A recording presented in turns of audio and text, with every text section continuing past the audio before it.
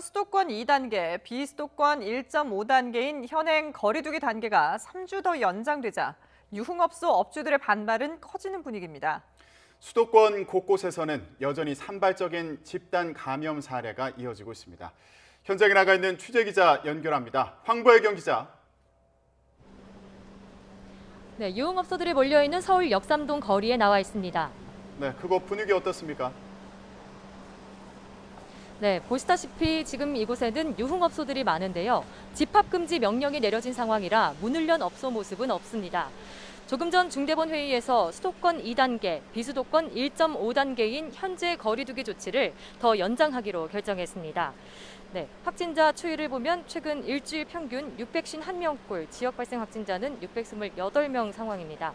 자, 이에 따라 5인 이상 사적 모임을 금지하는 조치를 다음 주 월요일인 오는 24일부터 3주 동안 더 이어질 예정입니다.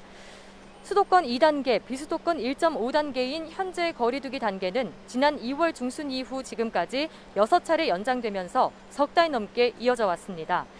지금 상황은 거리두기 단계로 보면 2.5단계로 올려야 하는 상황인데 정부는 자영업자들의 피해를 고려해 더 올리지는 않기로 결정했습니다. 하지만 길어지는 거리두기 조치에 유흥업소들의 반발은 이어지고 있습니다.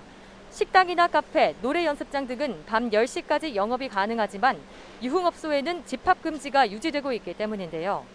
문을 열게 해달라는 요구가 거세지고 있지만 안 그래도 하루 평균 확진자 숫자가 줄지 않는 상황에서 유흥업소들 영업 재개로 더욱 감염이 번질 수 있다는 우려는 여전합니다. 네, 업주들의 반발이 있긴 하지만 지금 수도권에서는 집단 감염 사례가 끊이질 않아서 우려스럽지 않습니까? 네, 그렇습니다.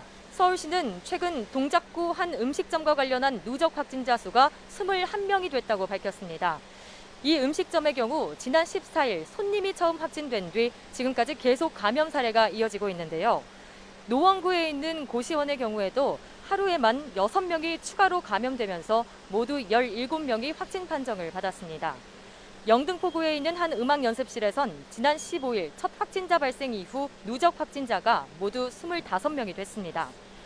교회발 집단 감염 사례도 끊이질 않고 있습니다.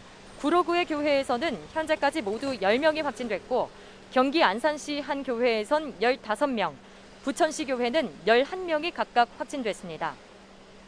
지금까지 서울 역삼동 거리에서 YTN 황보혜경입니다.